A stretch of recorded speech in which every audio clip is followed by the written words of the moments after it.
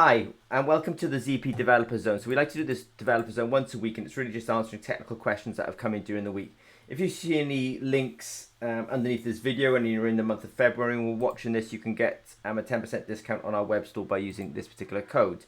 With that said, let me go forward and just say, today I'll be doing a quick demonstration for measuring phosphate. I will be doing a discussion on screen printed electrodes, and how actually it's very easy just to get a sheet of screen printed electrodes like this from ZP, and actually you can have as many screen printed electrodes essentially on one substrate as possible by just cutting them out. But I'll sort of discuss that very shortly, and I'll also talk about CGM, continuous glucose monitoring. Okay, so first thing I'm going to do is talk about phosphate sensors, and what I'm going to do is do a quick demonstration. So what I'll do now is I'm going to go to I've got the Sensi All platform in front of me. I've got the Sensi All app in open circuit potentiometry. This is really a fully functional potentiostat, but it's also able to do analytes as well. So it's both a platform for developing MVP, minimally viable products or minimally viable prototypes, and it's also a way of doing R&D quite quickly. So what I'm going to actually do here is I'm actually going to talk about phosphate sensing and one strategy for kind of understanding the phosphate in an unknown sample. So what I'll do is I'll take a real world sample. Now this real world sample is actually just milk, but I'll take a real world sample and I will put 50 microliters onto that onto that sensor, and I'll basically just go, I'll just give this a name so I can find it. I'll call this 101. Now I'll go continue, and I will start measurement. So I'm measuring the open circuit potential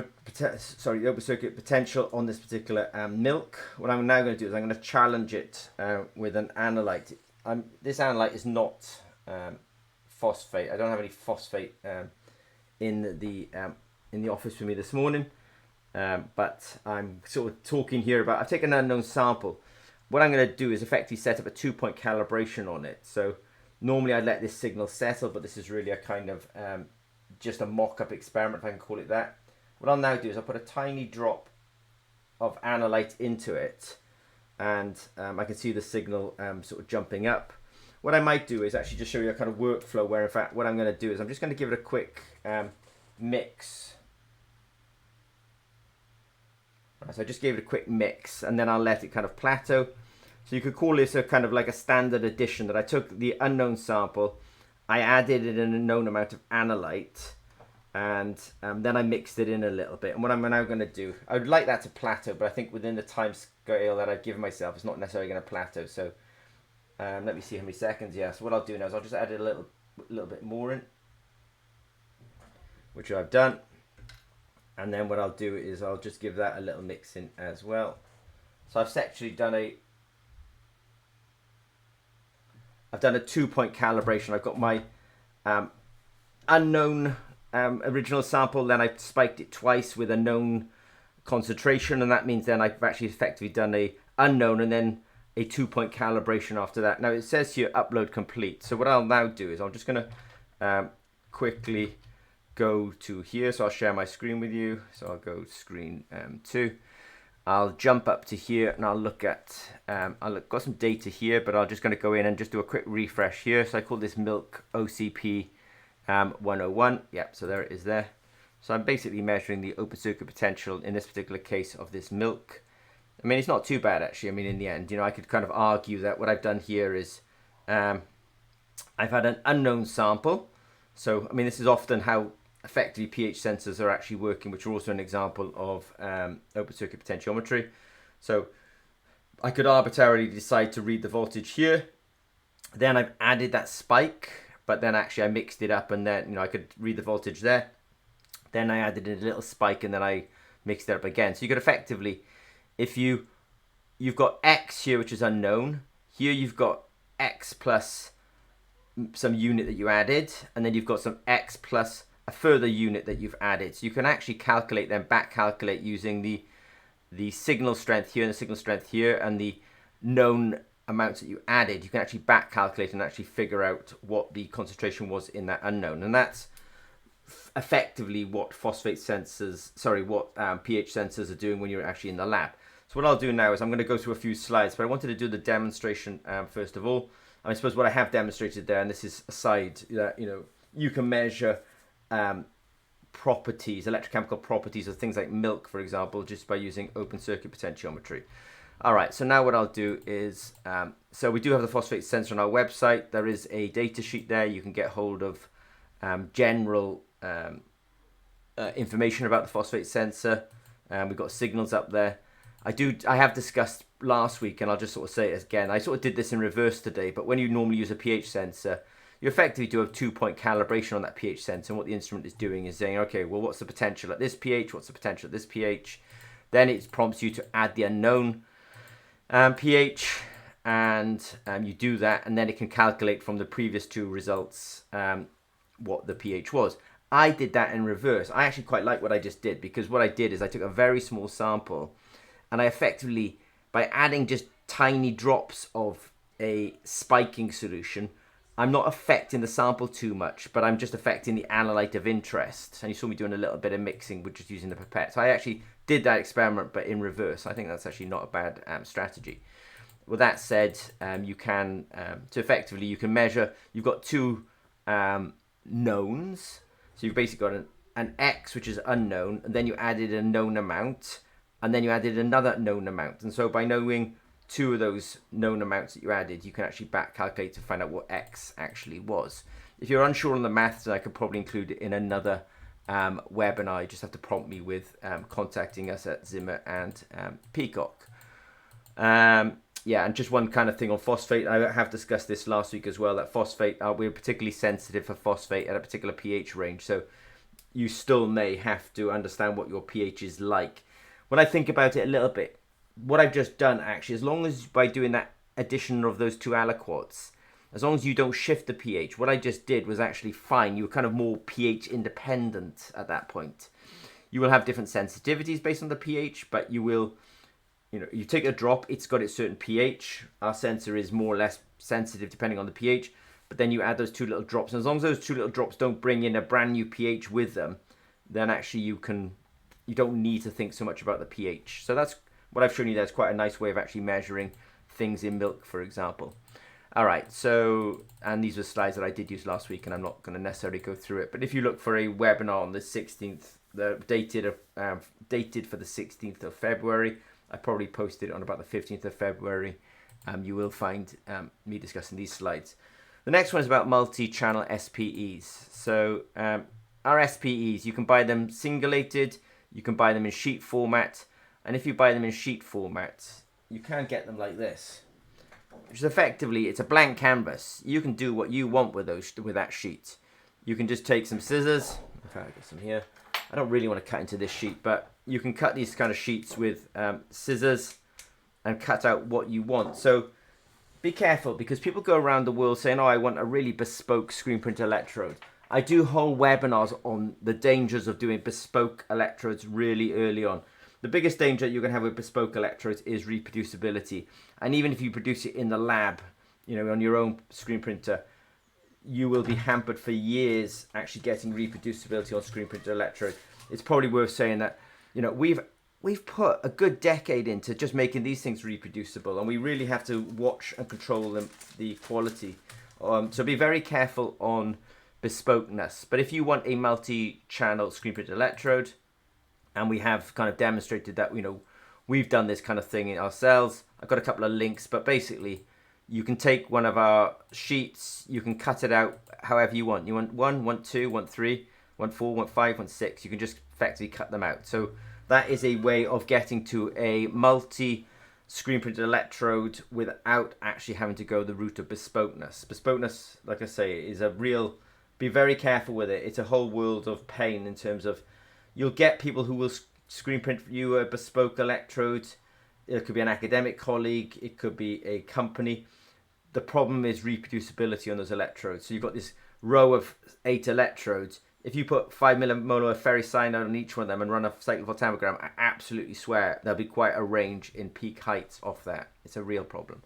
Continuous glucose monitoring. So at ZP, our business model is contract development, contract manufacturing, and consulting on CGM, continuous glucose monitors. Here you can see a CGM. Actually, when I say you can, I'll have to slightly turn that off. You can see a CGM sticking in my arm. So this is something that we do quite a lot of. Whether you need a glucose generation 1 or glucose generation 2 sensor, it's kind of up to you, and that is something that ZP would consult upon. We do generation 1 and a generation 2 glucose sensor. They're different in terms of the biochemistry that we put down, and that is something that we could discuss in a consulting program. I would say that ZP does actually have a lot of free material on its YouTube channel about the difference between generation 1 and generation 2 glucose sensors. So if you do want to avoid, let's say, costs, you can find material on our website regarding, or rather our YouTube channel regarding this. In terms of volume pricing, ZP's business model is contract development, contract manufacturing, and consulting. So when you see stuff on our web store, it is there to help people go from zero to something very quickly. In terms of if they're developing new electronics, they can, develop electronics. They can use our sensors to. We got sensors on the website. We got solutions on the website. We've got know-how on the website. You can consult with us. But the sensors on the website are to help people go from zero to something quite quickly without having to develop a glucose sensor. I mean, it's probably worth saying that Abbott and Dexcom easily spent $1 billion 20 years ago, in their Dexcom did it 20 years ago, but in getting a CGM to market. Today, BioLink have raised over $154 million in getting a CGM together. So it's quite a barrier. And so by having these items on our web store, we've kind of reduced those barriers that would otherwise prevent people from developing new electronics, new algorithms, new markets. People are very interested in doing low-cost sensors in India, for example. So we don't put the volume of pricing on the website because, in fact, that's not our business model. We are super capable of doing high-volume manufacturing, but it would be part of a paid program. Somebody would already be engaged with us. They would be working with us for a while, and then we would then start discussing high-volume manufacturing and high-volume pricing. It's not our business model to be putting that out onto the web store. But you can see that we are very experienced in CGM. It's probably worth saying that we've been doing this for quite some time. So this is a CGM system with an electronics, and this is actually being implanted in this particular case into fish. So we're continually monitoring the glucose in fish. These fish have literally got that package inside them, swimming around, having their glucose continuously monitored. We've also now started to put packages of sensors and electronics into pigs, so we can continually monitor in a implanted sensor the glucose. I mean, the pig is just an animal model, obviously, but it's probably worth saying. Generation 1 versus Generation 2, that is a decision you can either have to make independently, or you can consult with Zimmer and Peacock, and we would help you understand the pros and cons of that. It's worth saying that I only use these logos for educational purposes. That Abbott, I said here Abbott is a Generation 1 glucose sensor, and I'm actually going to correct that immediately and actually say, no, Abbott is not a Generation 1. They are a Generation 2, and Dexcom is a Generation 1. So let me just correct that immediately, which I have now done.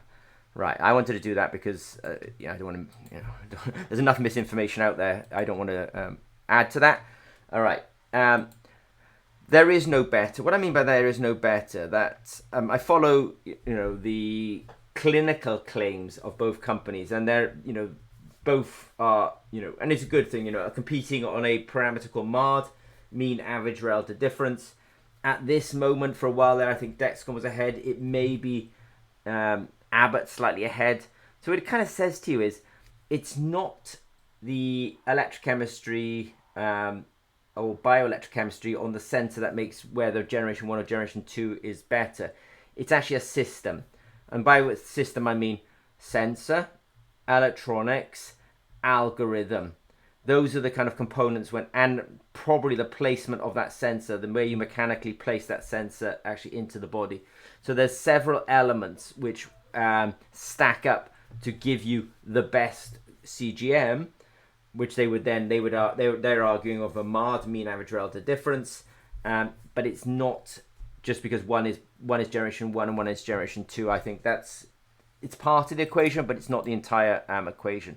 And there is a difference between them, that Abbott would use a different voltage to Dexcom, and they would have different currents associated with them. So it's not. So there are differences. Whether one is better than the other is arguable. Abbott would say that generation 2 is better, and the name suggests it's better. But really, when you look at the MARD, mean average relative difference, I think they're both quite competitive, and I think they've both got a mean average relative difference of about 8% at this time. Like I say, Zimmer Peacock's business model, we work with super serious companies in the diabetes space, but to help others kind of get into this space, we do have R&D packs, but they are expensive, and we don't offer them at high volume, because we do high volume manufacturing, but our business model is to be working with companies that are properly funded, and eventually, whatever's kind of coming out of that properly funded program can be manufactured, but it's not something that we're going to talk about outside of consulting programs or outside of big programs. So as I say, it's not our business model to be putting scaled up pricing on our websites. So today I did a quick demonstration of measuring the open circuit potential of milk. I challenged it a couple of times, but I like the way I did it, because you can use that with a phosphate sensor and use the fact that you do these two additions to actually back calculate what the phosphate was in that unknown sample. We have done multi-channel SPEs, but I think everyone always wants a very bespoke, I want 8 SPEs, I want 6 SPEs, I want 3, I want 2. It's just like, here's a sheet, it's a blank canvas. Use your creativity with some scissors and actually cut out what you want.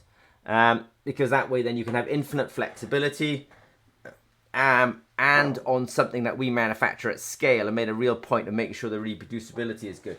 Biggest problem in screen printed electrodes is people want a low cost. They get a low cost, but actually what they end up not realizing is, because it's bespoke, it's low volume, and because it's low volume, they actually end up with low quality. So be super careful with it. And then on the CGM front, whether you want Gen 1 or Gen 2 is a decision that you would make, and ZP could consult in on that decision. And whether there is not one that's better than the other, you could just look at the sort of the news coming out of Abbott and Dexcom, whether one is better than the other. But I think it's a little bit of a, it's good for the diabetics. It's a little bit of a competitive race there. So if you've got any questions regarding phosphate sensors, CGMs, screen printed electrodes, please don't hesitate to contact us. Okay, thanks very much.